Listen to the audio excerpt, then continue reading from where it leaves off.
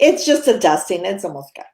Okay, hello everyone. We were talking about the weather before we went live. It is pouring rain here and it snowed overnight. Tell everyone where you are. I don't even think they know. Yeah, so I'm in South Dakota, so April snow is not a big surprise. May snow is not necessarily a surprise. So Really? we got a little dusting last night, but it's starting to melt and it'll be fine. Okay. All right. So we are trying to be consistent with my opening. So everyone, you hopefully know me. I'm Business Coach Nancy. These are my two groups that we're streaming into, the Interior Design Business Forum and the Coaching Hotspot. And I am here with my web designer, and she could be yours too, Web Designs by Teresa. So today we're talking about websites. We kind of alternate, and this is a great topic. Tell me about how somebody can set their business boundaries, tongue twister for me, business boundaries into the pages of their website. Well, I want to say first too that this kind of came from conversations that I've been seeing happening in the Interior Design Business Forum. You see people always saying, oh my gosh, my customer wants to do this, and that's not my process. And here's the thing is they don't know your process. Every client comes into working with us with preconceived notions about how it's supposed to work.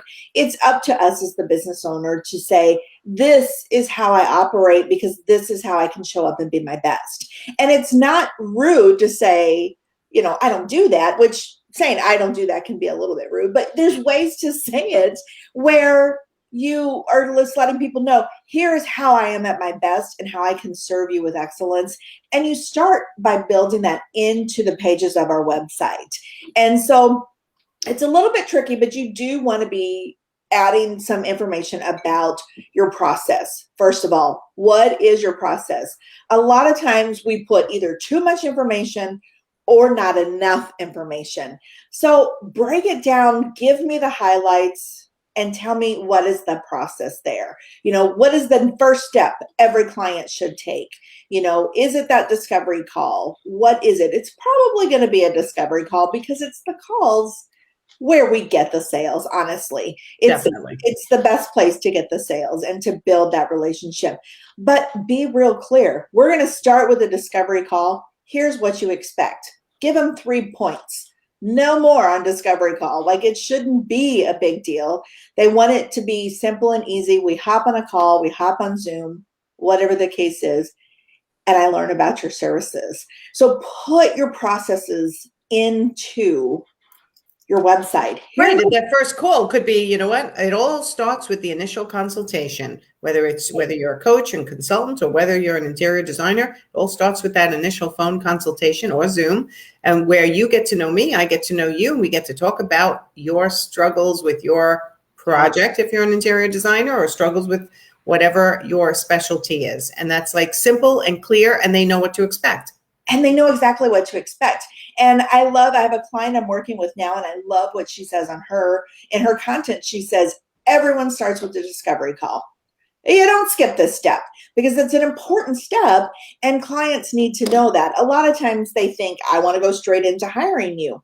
But without that discovery call, you can't create a good foundation for the project. And so be really clear. Put your process in. Let them know what step number 2 is. Maybe it's an on-site consultation, whatever the case is. But get to the point, no more than 5 bullet points, I would say typically. And it depends on the points, but get to the point and make it super clean and clear.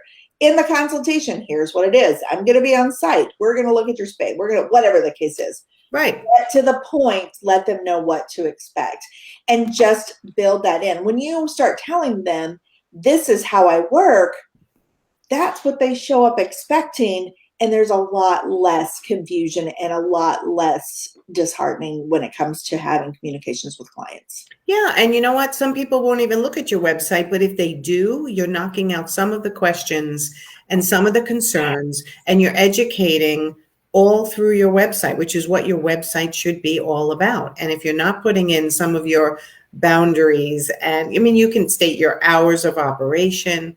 You can even put your vacation weeks if they're steady each year. We all close the week of Christmas or Hanukkah or whatever it is. Like, you can state certain things just so people understand how you operate also, but you don't have to go into all of it if you don't want to, right? There's like a balance there. There is a good balance. Give them the basics that they can absorb quickly, and then let the rest come out organically when you're having conversations. Let it come out in your welcome packet once they've hired you. Let Yes. them come out in those kind of things. And like you said, a good point. The next place to really create boundaries is your contact page. Don't just toss up a contact form. Tell them, what are your business hours? That doesn't mean you have to be available every minute during those hours. It just means that is when you work with clients. And outside of those hours is when you don't work with clients. So give them business hours so they know if they message you. Like, for instance, I don't typically work on Fridays. So when somebody emails me on Thursday evening, I may not see it till Monday because I'm really clear with my boundaries and my downtime. And Mhm. Fridays are my errands day, my administrative day. They're about me. And so letting people know that up front has them not so angry when I email them back on Monday morning. Right, right. Oh, yeah, we can get into a whole bunch of other stuff. You can also put that on your autoresponder, in your email, right? There's all kinds of things you can do. I'll Yeah. tell you what I love, and when I'm working with my clients and we're talking about their website before I pass them off to you or their existing web designer, is when you're stating your service models, state who is this perfect for? Yes. Can they see themselves in your description? And then you can give a little bit about that service model, what it entails in a bullet point format, so people can just really scan and get the gist of it. So, like you said, they know at least some of the information before they're getting on the phone with you. It also cuts down on that phone call. When I have clients come to me and they say, I don't understand, my discovery call is an hour. And I'm like, oh, yeah, no, it should be 10 to 20 minutes the most. I think 15 minutes is usually a really good sweet spot once I teach everyone to use the Desire Sales Formula, which is just a conversation template, right? It's a swipe file on how to discuss during a consult and get them into that first paid program, whatever it is for you, which in the case of interior designers could be their on-premise walkthrough of the house, their in-person consult. And for a coach or consultant, that could be an hour and a half to 2 hour initial consultation also, or an hour. Whatever your next step is, you should be able to get them into that next step literally within 15 minutes. Right, right. And again, there's other opportunities from that website point of view. So when they book your discovery call, make sure that they get a confirmation email that not only tells them when it is, how to show up, but also what to expect. Reiterate what you've already said on your website. Hey, during their discovery call, we're going to talk about this. If you have certain questions that you want to ask, and for discovery call, keep the questions minimal. You don't want a long, lengthy form. Keep it to the point and something that is really going to help you make a decision of what is the best way to support them. But ask them up front and say, hey, to make the most of our time together, can you please answer these 2 to 3 questions? Correct. And then follow up with that email, and do it automated. All the calendar systems out there have auto responders for you. Yes. Go in, personalize them. Don't just use that generic form. Personalize it and say, here's what to expect in our call. I am looking forward to talking with you. Yes. And I want to address one of the things you said about don't ask too many questions in that initial, and I talk about this all the time, but I feel like it's so important. If you consider your website to have a front door, it has a front door, and all that person wants to do is open that door and get to talk to you. And you're blocking the door because you're like, wait, here's all these questions that I want you to answer first. And then here's a free, something I want to give you all before you get to open the door. It's like, let them open the door. Let them get on your calendar, right? And then, like you said, customize the calendar. Like, hey, this is great. This is what you can expect on the first phone call. I'm going to get to know you. You're going to get to know me. Within 15 minutes, we'll decide if we're a good fit for your project or for your goals, right? Yeah, absolutely. That's a great point. It's like when you walk into one of those stores and you have the sales vultures that pop down on you immediately. Can I help you today? We have these on sale. Let me get you one of this. And you're like, holy crap, I just want to look at the sweater. You're like, relax. I just want to look at the sweater. It's off-putting and we want to leave because it's not comfortable to shop there. Same goes with the website. When Yes. you're bombarding them, make it easy, make it comfortable, make it so that it's just as easy as a couple clicks of the mouse and they know you're going to be taking care of them. Absolutely. And we're going to end it there because that is the perfect ending. Make it simple for your client to get to you or to get on your calendar and to outline the expectations that what they can expect from you is what I should say, that stage of the process is like, right? Hold their hand through it. So, all right. Very good. Thanks, Teresa. Of course. And we do have people here, but unless you guys are clicking in the description of this video, please follow this link to grant permission for me to see your comments. Click that, give BeLive permission, and then when you make a comment, I can actually see your name and bring you up on the screen and like this. But instead, if you don't give BeLive permission, this is what I see, Facebook user. So please do me a favor, and you only have to click it once in one of my live presentations. And after that, you'll always show up. So if everyone's watching, even on replay, go click that link above our heads here. So it makes it easier for Teresa and I to talk to you guys who are actually here live.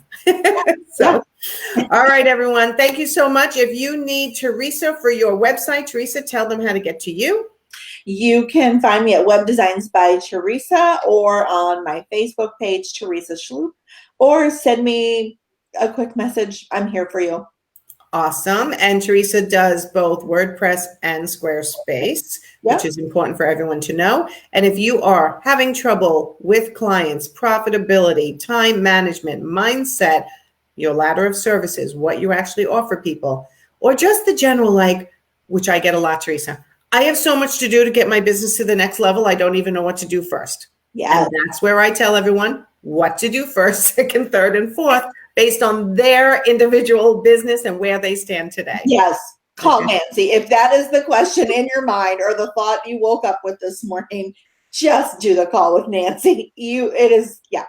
I know. I feel like I'm a little different from some more traditional coaches where they ask a lot of questions to guide you to the next level. I definitely do a lot of that, but I'm also like, no, yes, no, yes. I love your directness because you get to the meat of it. You're like, this is it.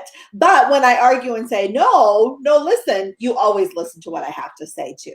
Yeah, because everybody's different. It's not cookie cutter, right? Everybody's business is different. And you approach every session differently. Even with me, like you approach every single session differently. And I always value. In fact, I got on your calendar here soon. So I know, I saw that. Okay, good. All right, everyone. You guys go have a great week. Take a look at your websites, put it on your list of things to do to review your website at least once a year. Is it serving you well? Is it serving your clients well? Is it representing you well? Yeah. Right? Yeah. And does it have your boundaries on there and your guidelines so that your clients understand more about you before they even get to you? Yeah. I love that. Okay. All right, everyone. I will see you next Wednesday or I'll see you tomorrow if I go live tomorrow. We just never know, do we? I'm a little random. All right. Bye, everyone. Bye. Bye.